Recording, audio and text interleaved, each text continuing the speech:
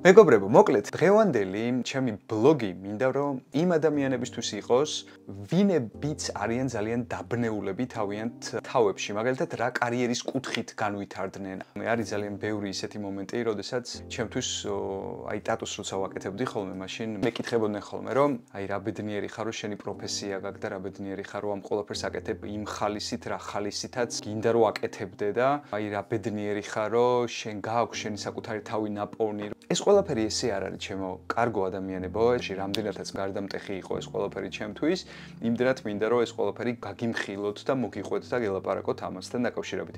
იმიტომ რომ მართლა ძალიან ბევრი ადამიანია ისეთი, რომელიც წლებია ვერ უპოვია საკუთარი თავი, არ იცის რა მიმართულებით წავიდეს. რაღაცნაირად მოდიან ჩემთან და მეუბნებიან ხოლმე რომ აი ტატუს შესწავლა მინდა ლაშა, აი ხატვა არ გამომდის, აი მართლა არ ვიცი ხატვა, აი საერთოდ ცხოვრებაში არ დამიხატია, მაგრამ აი იქნებ ტატუში ვცადო ბედი, ან იქნებ ტატუ გავაკეთო, იმიტომ რომ ვიცი რომ ფინანსები კარგია და იქნებ რაღაცნაირად აქ ვიპოვო ჩემი საკუთარი თავი. მე ადამიანები, რომლებიც მეუბნებოდნენ ხოლმე, რომ აი მაგალითად ჩემი ოცნება იყო, რომ ყოფილიყავი აი ეს, მაგრამ დედაჩემმა და ჩემმა მშობლებმა კატეგორიული უარი მითხრეს, ხელი არ შემიწყვეს და მაქსიმალურად გადამისროლეს სხვა მიმართულებით, რა მიმართულებითაც მათ უნდოდათ და აი ამ მიმართულებაში ჩემ საკუთარ თავს ვერ ვპოულობ და რა გავაკეთო და ეხლა ვფიქრობ, რომ ტატუ ხო არ მისწავლა და ტატუში ხო არ განვავითარო ჩემი საკუთარი თავი. ბევრი სხვა მაგალითი არის მეგობრებო ამასთან დაკავშირებით. აი მეუღლემ დამიშალა მაგალითად, აი მინდოდა ეს ყოფილიყავი, მაგრამ ჩემ მეუღლეს არ უნდოდა და მაქსიმალურად რაღაცნაირად შევეცადე რომ კონფლიქტი არ მომხდარიყო ჩვენ შორის და ამიტომ აუდექი და მე აი ამაზე ჩავაბარე და ამ მიმართულებით წავედი და დღესდღეობით ვერ ვარ ბედნიერი, იმიტომ რომ ეს საქმე არ არის ჩემი. მოკლედ, ესეთი საკითხები არის ძალიან მრავალი. უბრალოდ მე რასაც გელაპარაკებთ თქვენ და მე რასაც მოგიყვებით თქვენ, თუ მინდათ სათვალების გარშეც ვილაპარაკებ, რა გავაკეთო? ეხლა ძალიან კარგად ამომეტყველდი და მოდი ვილაპარაკებ, შევეცდები რომ თვალი არ მოგარიდოთ. ჩემ შემთხვევაში მოკლედ რასაც ვილაპარაკებ, ეს ყველაფერი არის გამოცდილება ჩემი დაგროვებული და ლოგიკურად ერთმანეთს ვაკავშირებ ტვინში და ერთმანეთთან ეს რაღაცნაირად ფაზლივით ვაწყობ და იმას გეუბნებით თქვენ. მე ეს არ წამიკითხია არსად, არ მომისმენია არავისგან და არანაირი ფსიქოლოგიური თუ ფილოსოფიური წიგნებისგან ამონარიდებს არ გეუბნებით თქვენ. ეს არის მხოლოდ ჩემი გამოცდილება, რაც მე გამომივლი ამ პერიოდის მანძილზე და ყოველთვის ვიმახსოვრებდი ხოლმე, კიდევ ერთხელ გეუბნებით, ჯანსაღი, საღი, ფხიზელი გონებით ამ ყველაფერს. გონებაში მაქსიმალურად ვიბეჭდავდი ხოლმე იმ ტრამვებს და იმ ტკივილებს, რა ტკივილსაც მაყენებდა ისა თუ ეს კონკრეტული სიტუაცია. ჩემ შემთხვევაში ეხა როგორ იყო? დავიწყეთ. ესე იგი, ჩემი პროფესია, ოცნების პროფესია იყო, აბა თუ გამოიცნობთ, მაგრამ მგონი რომ ვერ გამოიცნობთ ვერასდროს და ჩემი ოცნების პროფესია მეგობრებო გახლდათ ავტოდიზაინი. აი ციკოლია ხო გაგიგიათ, გეცოდინებათ თქვენს ციკოლია საათები, თვითონ ეს ადამიანი ჩემი კუმირი ადამიანი იყო და არის კიდევაც, იმიტომ რომ ბატონ ციკოლიას ვადევნებდი თვალყურს პატარაობიდან მის შექმნილ დიზაინზე, ბუგატის დიზაინი ქონდა შექმნილი, რაღაც ავტომოდელები იქ, მაგიდის დიზაინი თუ ინტერიერის თუ რაც. იმ პერიოდისთვის მოკლედ ეს პროგრამირება და პროგრამული საკითხები და 3D Max-ი და ასე შემდეგ ახალი შემოსული იყო, არ იყო ესეთი განვითარებული და ჰაიპში მოკლედ არ იყო ეს პროგრამები, იყო ძალიან ესეთი დაბალი დონის კომპიუტერები, სადაც მოკლედ შეხვიდოდი და გაგიჭედავდა და მე რესტარტს აკეთებდა ეს კომპიუტერი და თავიდან უნდა გაეკეთებინა ეს ყველაფერი და ასე შემდეგ. მოკლედ აი მაგ პერიოდისთვის მე ვადევნებდი თვალყურს ბატონ ციკოლიას და ძალიან ესეთი მოწადინებული ვიყავი, რომ მოკლედ ესეთი მოდელები და მსგავსი რაღაცები მეც უნდა გამეკეთებინა. ეს იყო ალბათ 17 წლის ვიყავი მაგ პერიოდისთვის და უკვე ვცდილობ რომ რაღაცნაირად ჩემი თავი მომამზადო უნივერსიტეტისკენ, სადაც მე გულდასმით მომემზადები უნივერსიტეტში და ვისწავლი ძალიან კარგად ვიქნები პრეზიდენტის სტიპენდიანტი, მე დაფინანსებებს მოვიპოვებ საზღვარგარეთ და რაღაცნაირად აი ჩემს კარიერას ავაწყობ და შევიქმნი მე. აი შრომის გარეშე მოკლედ მე არ შემიძლია. აი სულ უნდა რაღაცას ვაკეთებდეს. მყუდროება უნდა მქონდეს და ამაში ხელს არავინ არ უნდა მიშლიდეს. მე უნდა ვქმნიდე რაღაცას. მეგობრებო, ამას თუ დააკვირდით, ეს არის კიდე სკუტერით დაუმარცხდი მოკლედ. მოდიოდი სკუტერით გემრიელად ისევ და ვიღაცამ დამიძახა გვერდიდან, "ჰეი, ბარი, სიჩქარე რამდენი აქვს შენ სკუტერსო?" და გავხედე გვერდზე რა 25-ით მოვდი წინ, იამა დამიხვდა და ეგრევე ავყირავდი. მაგრამ ამ შემთხვევაში უკვე გადავრჩი წინა, ძალიან ცუდი ტრამვა მქონდა, ის ძალიან სწრაფი სკუტერი იყო და ეს ჩემი სკუტერი ახლა 25 კმ/სთ-ია, მაგრამ მაინც ცუდად წავიქეცი.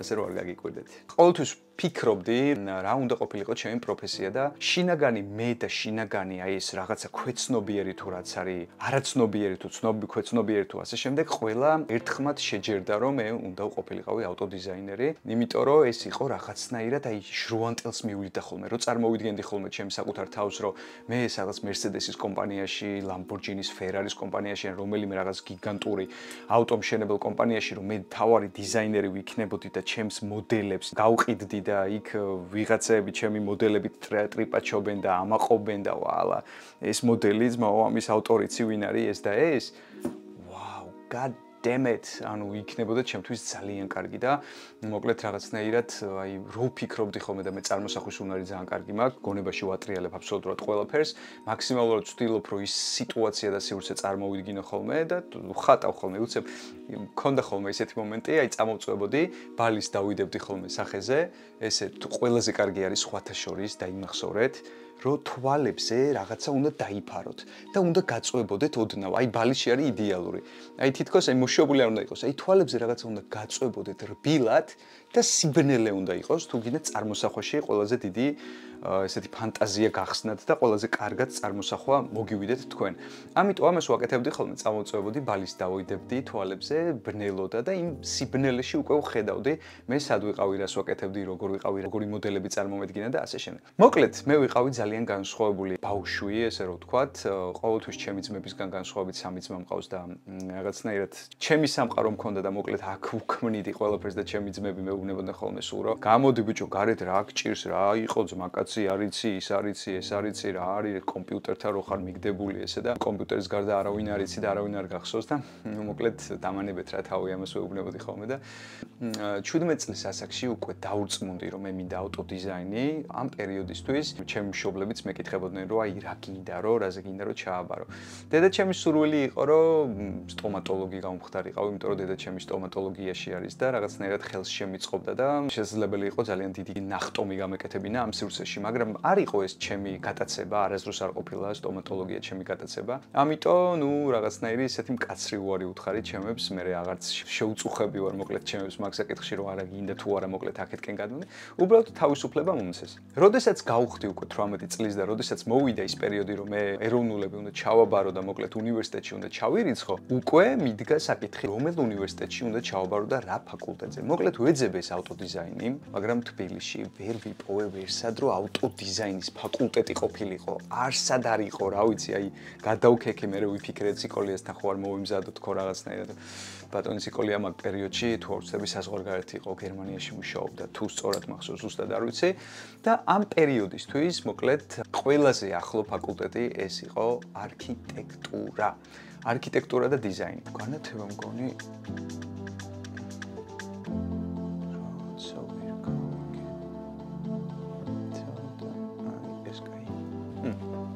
საათი რა თქმა უნდა მეგეთი ახლა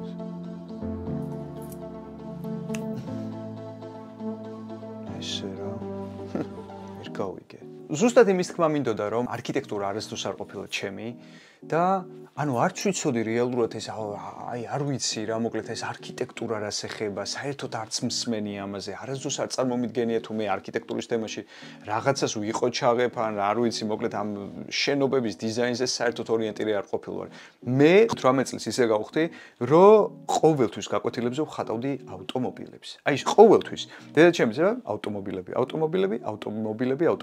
მოკლედ ავტომობილები იყო ჩემი რაღაცა აი არ ვიცი ჩემი სფერო ზუსტად ვიცოდი რომ აი ღმერთმა რაღაცნაირად ამ სამყაროში რომ შემომიშვა მომცა რაღაცნაირად ეს ნიჭი და მე ამ ნიჭს უნდა გავყოლოდი და ყველაზე დიდ განვითარებას ზუსტად აი აქ მოვიპოვებდი დავიწყეთ ფიქრი ნუ ყველა დედაჩემა მითხრა რომ აი რადგანაც არ არის უშვილო მაგ საკითხში მოდიო ესეო გავაკეთოთო რომ არქიტექტურაზე ჩააბარეო და მეეო რაღაცასო ვიზაო რა იყო ჩაღებო რა და მეთქი ოკეი, კარგი, მაგ დროს მაგ პერიოდისთვის რატომაც არ ვიცოდი ეს საზღვარგარეთ თუ შემეძლო სადმე ან ფინანსურათაც ვერ ვიყავით ახლა ისე რომ სადღაც დაფინანსება რაღაცნაირად მომეპოვებინა. ამის შემდეგ უკვე დავბუსტე ჩემი საკუთარი თავი რომ ოკეი, არქიტექტურას მაქსიმალურად მივაწვევი, აქ ვიპოვი ჩემს საკუთარ თავს, იმიტომ რომ მაინც დიზაინთან არის კავშირში და მე ვიპოვი უკვე ჩემს საკუთარ თავს. ჩავაბარე არქიტექტურულზე. პირველივე უნივერსიტეტში მოვხვდი და მოკლედ GPI-ის ტექნიკურ უნივერსიტეტში ჩავაბარე, სადაც ეს არქიტექტურის ფაკულტეტი ძალიან კარგი იყო სხვათა შორის. მე ვარ თვითნასწავლი, ანუ ესე რომ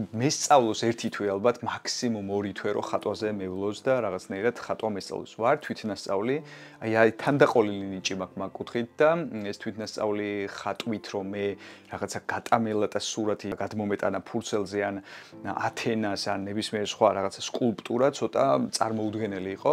თუმცა ისე ჩავაბარე უნივერსიტეტში, რომ 78 ქულა ავიღე ხატვაში და მე თვითონ შოკში ვიყავი და ვიყავი ძალიან გაგიჟებული. მშობლები ვაფშე შოკში იყვნენ, რომ ანუ ხატვაზე წესიერად არც უულიაო და ესე როგორ დახატავ, ანუ მართლა მე თვითონაც გაკვირვებული ვიყავ.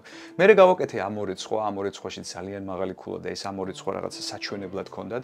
კომპოზიცია იყო ესეთი რაღაც კომპოზიცია უნდა გააკეთებინა რაღაც შენი დიზაინი და ესეც საჩვენებლად ჰქონდათ ლექტორებს, რომ აი ესე უნდა გააკეთოთ კომპოზიცია და რაღაც ძალიან მიხარო და ჩემი პროექტები იმარჯვებდა ხოლმე, ძალიან კრეატივს ვდებდი ხოლმე, მაქსიმალურად ვცდილობდი, რომ ყველანაირი პროგრამა უნდა მესწავლა 3D Max-ი, ArchiCAD-ი, ეს. გარდა AutoCAD-ისა, AutoCAD-ს ვერაფერი ვერ გავუკე, რაღაც ცოტა რთული იყო ჩემთვის, თუმცა Photoshop-ი 3D, ArchiCAD-ი, After Effects-ი, Premiere Pro იმ პერიოდისთვის მოკლედ რაც კი შეიძლებოდა ესეთ საბაზისო პროგრამები, რაც დამეხმარებოდა დიზაინის გაკეთებაში ან ანიმაციაში, მოკლედ ყველაფერი ესე კარგად რაღაცნაირად ვისწავლე. 3D Max-ში მაქსიმალურად ყველაფერს ვაკეთებდი აბსოლუტურად, 3D მოდელებს ვქმნიდი, ავტოდიზაინებს ვაკეთებდი. ანუ მეგობრებო, ისეთ რაღაცებს ვქმნიდი და ეს რაღაცები მაქვს შენახული კიდე ღმერთის წყალობით, იმიტომ რომ მე როდესაც გამქურდეს, წაიღეს ეს კომპიუტერიც, სადაც მოკლედ ეს ყველაფერი ინფორმაცია მომეპოვებოდა და მოკლედ ეს კომპიუტერი უკან დავიბრუნე როგორღაც აი სასწაულებრივად და ეს კომპიუტერი არის მოკლედ საგაუმძიებლოში მთელი 1 წლის მანძილზე და არ მატანენ იქედან ჯერჯერობით, მაგრამ იმეც ვიტოვებ, რომ მალე გამოვიტან უკვე 1 წელზე მეტია უკვე რაც საგაუმძიებლოშია მე მგონი. და მოკლედ ერთი სული მაქვს, როდის ამ კომპიუტერს წამოვიღებ, რომ მე თვითონ მოკლედ ჩაუჯდე და ამოვიღო ის ძველი ნამუშევრები, რაც მქონდა იმ პერიოდისთვის გაკეთებული. არქიტექტურაში ვიყო ჩაღე, ძალიან დიდი ბუსტი მომეცა, ყველა მაქებდა, მე საფრანგეთში პარის სერჟი პონტუაში წავედი, ვორქშოპები ვითაც მქონდა, მე ვორქშოპებით იქ უნივერსიტეტის ლექტორები, დეკანები ძალიან აღფრთოვანებულები იყვნენ ჩემი ნამუშევრებით და მოკლედ იყო ის მომენტი, რომ მოკლედ არქიტექტურაში ძალიან უნდა მეყო ჩაღა. ინტერიერის დიზაინს ვაკეთებდი უკვე ძალიან კარგად, ითი სიტყვით მოკლედ მოვირგი აქაურობას ავტოდიზაინზე, ვფიქრობ, რომ ანუ რაღაცნაირად ესე გადანახული მაქვს და სადაც უკვე დრო იქნება, მე იმას ყველაფერს გამოვაჩენ და მოხდა ძალიან ცუდი რამ ჩემ შემთხვევაში, რომ მივიღე ძალიან ცუდი ტრამვა. და ეს ტრამვა იყო თვალის ტრამვა, მეგობრებო, აი ძალიან ცუდად მომხვდა მოკლედ რაღაცნაირად როგორ აგიხსნათ რაღაც ტრუბა რო არის დაბადების დღეზე რო გადაატრიალო უნდა და ჭყუიალა ქაღალდებს რო ყრის ინტერიერში თუ გინახიათ დაბადების დღე რო აქვს და უცებ გადაატრიალა happy birthday და რაღაც და ვიღაცას ვერ გაუსურია მოკლედ ეს ფეერვერკი თუ რაც ქვია არ ვიცი აი რაღაც დავინახე რომ თითქოს ეს შავი ტრუბად იდო და რო ავიღე რაღაცა მსუბუქი რო იყო როგორც კი ჩავხედე მეგობრებო, ის ზუსტად მაგ დროს გამოვარდა მოკლედ ის მოწყეპილი მექანიზმი, რომელმაც მოკლედ თვალი დამიტრამვირა ძალიან სერიოზულად 2 წლის მანძილზე. ვეღარც კომპიუტერთან ვეღარ ვჩდებოდი 2 წლის მანძილზე. საერთოდ დიდად ვეღარ ვხედავდი ამ თვალში, ცენტრში ლაქა მეფარებოდა და მოკლედ ძალიან დიდ დეპრესიების და სტრესის ფონზე რაღაცნაირად ჩამოვშორდი არქიტექტურას, იმიტომ რომ ფაქტობრივად კომპიუტერის პროგრამებთან ვეღარ ვმუშაობდი და საერთოდ ინტერიერის დიზაინს კი არა, საერთოდ ვეღარაფერს ვეღარ ვაკეთებდი. ამიტომ მე მაგ დროს ჩასტრესილმა ვიფიქრე რა უნდა გამეკეთებინა და აი მაგ მომენტში მივხვდი რომ უნდა გამეკეთებინა ისეთი რამ რაც გამოსხივებასთან ახლოს არ იქნებოდა და ხატვასთან იქნებოდა კავშირში და ეს რა იყო იმ პერიოდისთვის იყო ტატუ ტატუ რომელიც არ იყო საერთოდ ცნობადი მაგ პერიოდისთვის არ იყო ესე გავრცელებული ტატუის გეუბნებით რამოდენიმე არტისტი იყო თბილისში ისიც ვიღაცისთვის რო გეთქვა რომ ტატუ არტისტი ხარ რაღაცნაირად დამცინავად გიყურებენ მე ცოტაში ფოტოები მქონდა არ ვიცოდი რა გამეკეთებინა და მოკლედ ჯეროდა რომ ტატუს თემატიკაში მე ვიყო ჩაღებდი. ხო და ჩემო კარგო ადამიანებო, საბოლოო ჯამში გამოვიდა ისე, რომ ჩემ პროფესიას მოკლედ ხო საერთოდ ვერ გავყევი, მე გადმოვედი არქიტექტურისკენ, არქიტექტურაში საკმაოდ გავითქვიფე და კარგად მიდიოდა ყველაფერი. ინტერიერის დიზაინსაც ისე გულდასმით ვაკეთებდი ხოლმე და დიზაინთან ზოგადად ძალიან კარგი კომუნიკაცია მქონდა, თუნდაც ნებისმიერი ნივთის დიზაინის გაკეთება შემეძლო, დოკი იქნებოდა თუ რა ვიცი სანათი იქნებოდა თუ მაგიდა იქნებოდა, მე თვითონ ვაწყობდი ამ ყველაფერს და ძალიან რაღაცნაირად მოტივირებული ვიყავი ამ საკითხში, მაგრამ სამწუხაროდ ისე მოხდა რომ მე უცებ ტატუ არტისტობისკენ გადმოვედი. ანუ ეხლა რომ მითხრა რომ ეს შენი გადაწყვეტილება იყო, რომ ტატუ არტისტი გამხდარიყავი? არა, ჩემი გადაწყვეტილება ნამდვილად არ ყოფილა ტატუ არტისტობა. გონებაში საერთოდაც არ მქონია, ანუ არც გამიფიქრებია, რომ ეს პროფესია უნდა ყოფილიყო ჩემი, ან თუნდაც ჰობის დონეზე. უკვე 10 წელია რა ტატუ არტისტი ვარ. და ესე მოხდა.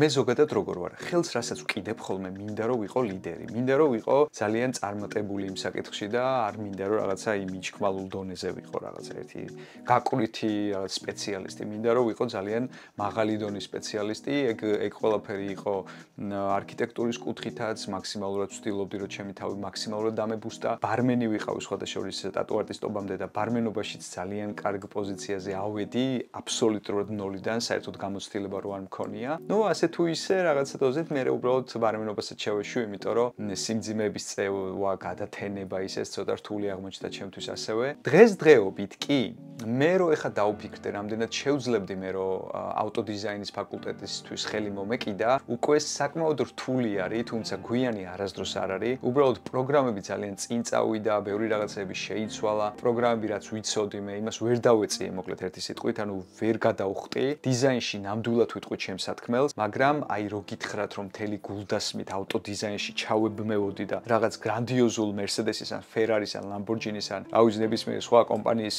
ავტომობილის დიზაინს შევქმნიდი, ეს ზუსტად ვიცი რომ ეს არ მოხდება, იმიტომ რომ ამას სჭირდება თავდაუზო გავიშრომა და ძალიან დიდი რესურსი, ბევრი რაღაცების გვერდზე გადაწევა, რასაც მე ამ ეტაპისთვის უკვე ვეღარ შევძლებ. თუმცა, ჩემი გატაცება არის მუსიკა, რაშიც აი თუ ვინმე მეტყვის რომ აი მეგობრებო რა არის, მოკლედ აი შენი გატაცება, აი რითი ისვენებ, აი თავისუფალ დროს რასაკეთებ, მუსიკას ვწერ. მუსიკის წერა, მე რომ მუსიკას ვწერ და მუსიკას რო ვქმნი, ეს არის ჩემთვის რელაქსი და დასვენება.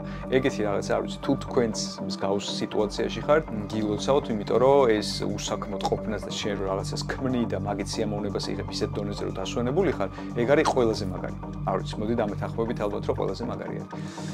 ეხლა ამ საკითხს მოდი ჩამოვშორდეთ, აი ხაზი გავავლოთ, ეს ყველაფერი რაც ვილაპარაკე, გადავწიოთ გვერდზე, ეს მოგიყევით იმიტომ, რომ უბრალოდ ჩემზე წარმოდგენა გქონოდათ, საიდან სად წამოვედი, რა მიმართულება გამოვიარე და ეხლა უკვე მოდი ვილაპარაკოთ თქვენზე. ძალიან ბევრი თქვენთაგანი ალბათ იქნება იმ საკითხში, რომელმაც არ იცის, უბრალოდ საით წავიდეს.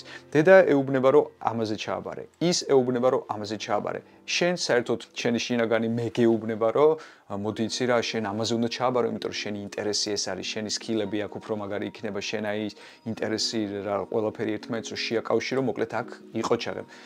ყველაზე მნიშვნელოვანი არის მეგობრებო, მაინც მე ესე ვფიქრობ, რას კარნახობს თქვენი შინაგანი მე. ქვეცნობიერი, არაცნობიერი თუ შინაცნობიერი თუ მეორე პერსონა თუ არ ვიცი, მოკლედ რაც გინდათ დაარქვით, რას კარნახობს ეს ადამიანი, შიგნით რომელიც ყავთ, ეს ადამიანი ხართ თქვენ ალბათ, მაგრამ იმის შიგნით კიდე არის, აი რაღაცა ესე მგონია მე, რომ მე ვარ ორი ადამიანი თუ ორი პიროვნება და იმ პიროვნებასთან მაგ კომუნიკაცია სულ რომელიც არის ცოტა მკაცრი, მაგრამ უფრო აზროვნებს, მე ძალიან ლოიალური, ძალიან რბილი, მაგრამ ცოტა მერყევი ხასიათის. ამიტომ აი თქვენს ეს უნდა დაუჯეროთ და უნდა კითხოთ თქვენ საკუთარ თავს, აი რა მინდა რომ მე გამოვიდე, აი რაში ვიქნებოდი, სად ვიქნებოდი ბედნიერი. ანუ აი რა მიმართულება არის ჩემთვის საინტერესო. ანუ არის საინტერესო კი ჩემთვის ტატუები, თუ ეს იძულებით ქმედება არის ჩემი მხრიდან, რომ მე ტატუები ვისწავლო, მაგრამ ინტერესი ხატვის საერთოდ არ მაქვს. ანუ საერთოდ არ მაქვს იმის ინტერესი, რომ მე ვიღაცას ტატუ გავუკეთო. ანუ მოდი კაი გავუკეთე, დავხატე, კაი მივიღე ფული. ამით სიამოვნებას მე მივიღე, მარტო პროფესია მარტო ის ხო არ არის, რომ ფული გამოვიმუშაო და მე წავიღე და ჩემ შვილებს საჭმელი უყიდო სიტყვაზე. პროფესიული კუთხით მე სიამოვნება უნდა მივიღო. ანუ მე რასაც ვაკეთებ, ამით უნდა ვისიამოვნო, ამ სიამოვნებამ უნდა გამომიმუშაოს მე ფინანსები და ყველაფერი რა. ამიტომ აი არის ძალიან მნიშვნელოვანი და თუ თქვენ ვერ ჩამოყალიბდით, მოკლედ რა გინდათ მაგ შემთხვევაში, კი, რჩევები არის აუცილებელი. შეგიძლიათ ფსიქოლოგთან, შეგიძლიათ ნებისმიერ სხვა ადამიანთან დაიკითხოთ, შეგიძლიათ მშობლებს რასაკვირველია დაუჯეროთ, თუ თქვენ წარმატებული მშობლები ყავთ და იციან თავიანთი საქმე იდეალურად და თქვენ ვერ გიპოვიათ საკუთარი თავი, ამ შემთხვევაში მშობლებს აუცილებლად უნდა დაუჯეროთ და მიყვეთ თუ არიან არიან ისინი ძალიან ძლიერი არქიტექტორები, თქვენ შეიძლება ძლიერი არქიტექტორები გამოხვიდეთ მარტო იმიტომ რომ მშობლები ყავთ არქიტექტორები. ყოველთვის მარტო ვცდილობდი არავინ ირგვლივ არქიტექტორი არ მყოლია. იყვნენ ჩემთან ერთად ჯგუფელები, კურსელები, ვისი მშობლებიც არქიტექტორები იყვნენ და ისინი ძალიან ბუსტავდნენ თავიანთ შვილებს. ამიტომ თუ თქვენ ყავთ მოკლედ მშობლები, რომლებმაც თავიანთი საქმე იდეალურად იციან, თქვენზე არ манипуლირებენ და არ გეუბნებიან სიტყვაზე რომ ფეხი-ფეხზე გადაიდე კაცო, თქვენ არ გჭირდება მუშაობა, აი ყველაფერი გაქვს შვილო, აი რა ვიცი, დიდარი ხარ, სახლი გაქვს 7 ეს და რაში გჭირდება ეხა შენ რომ თავი მოიკლა შენს საქმიანობაზე, მოდი რა, გვერდზე გადაწიე, ჩვენთან იყავი და ყველაფერი გაქვს რა აბსოლუტურად. თუ ამ ყველაფერს თქვენი მშობლები არ გიკეთებენ და გეუბნებიან რომ მოდი განვითარდი რა, კი გაქვს 3 სახლი, 4 სახლი, მაგრამ მოდი შენ გააკეთე შენი და შენი ფინანსები გამოიმუშავე და შენი ფინანსებით იყიდე საკუთარი ის, მაგრამ თუ გაგიჭირდება და რაღაცა, ну რაღაცნაირად მე დაგიდგები გვერდში. ეს სწორი ტაქტიკები მშობლებს ძალიან ხშირ შემთხვევაში ეშლებათ ხოლმე. მე რამდენადაც ხვდები ამას ჩემი გადმოსახედიდან გეუბნებით, ძალიან ბევრი მსგავსი ფაქტი ვიცი ჩემი მეგობრებიდან და ვიცი რომ ძალიან ბევრი არის ისე რომ აი მშობლებისგან განებივრებულებს მე არანაირი мотиваცია არ აქვთ რომ თავიანთი თავი განავითარონ რომელიღაც სპეციალობაში. აი ეს ქვეცნობიერი არის ზუსტად ისეთი საკითხი რომ პირდაპირ არაფერს არ გეუბნება და არაფერს არ მიგანიშნებს. აი თქვენ უნდა შეიგრძნოთ ეს შინაგანად. აი თითქოს აი გულს მოусმინეო, აი რაღაცა აი გულს მოусმინე და გული რასაც აი ზუსტად ეს გულს მოусმინე არის ზუსტად ეს არ ვიცი შინაგანი მე რომელიც გეუბნება და მინიშნებებს გაძლევს რომ მე ეს მსიამოვნებს. აი თქვენ ხართ პიროვნება ცნობიერი და არაცნობიერი ან ქვეცნობიერი რომელიც თქვენ რაღაცას კარნახობთ და თქვენ უნდა დაიჯეროთ ეს რომ მე რო აი ის იმას რაღაცა ეს სიამოვნებს, მოდი აი მეც მე სიამოვნება და მოდი ერთად გავაკეთოთ და თქვენ მესთან საუბრის პერიოდში თქვენ ახდენთ უკვე ამ ყველაფერს. აი ეგ საკითხები არის.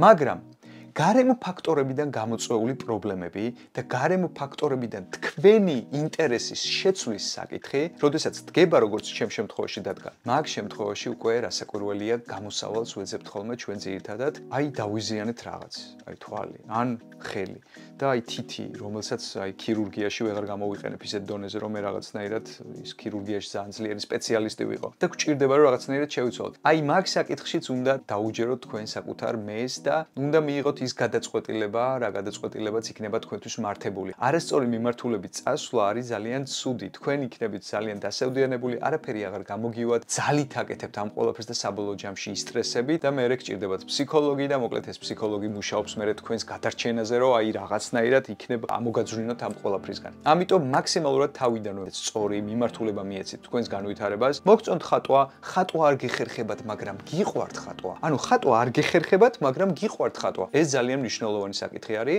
იმისთვის, რომ თქვენ დაიწყოთ სწავლა ან რა ვიცი დიზაინების გაკეთება ან არ ვიცი ნებისმიერ რაღაცის გაკეთება. თუ თქვენ ხატვა არ გიყვართ, აი ეგ არის პრობლემა. ყველაზე დიდი პრობლემა არის, რომ მე ხატვა არ მიყვარს, არ მიყვარს ეს ინსპირაციების გამოტანა, ხალხთან კომუნიკაცია, ხალხთან შეხება და მე მიწევს რომ ტატუ ვისწავლო, რომ ეს ყველაფერი ფინანსების გამო გავაკეთო. აი ეგ არის ზუსტად პრობლემა. ანუ ნახეთ ორი სახე, ორი ასპექტი. პირველი, ხატვა არ გამოგდით, მაგრამ გიყვართ ხატვა. მაგ შემთხვევაში თქვენ გამოგივათ ამ სპეციალობაში ბევრი რაღაცები, მაგრამ ხატვა არ გამოგდით და არც გიყვართ ხატვა, მაშინ ვერაფერს ვერ გააკეთებთ ამ სპეციალობაში. ანუ უნდა გიყვარდეთ. სიყვარულით უნდა აკეთებდეთ ამ ყველაფერს.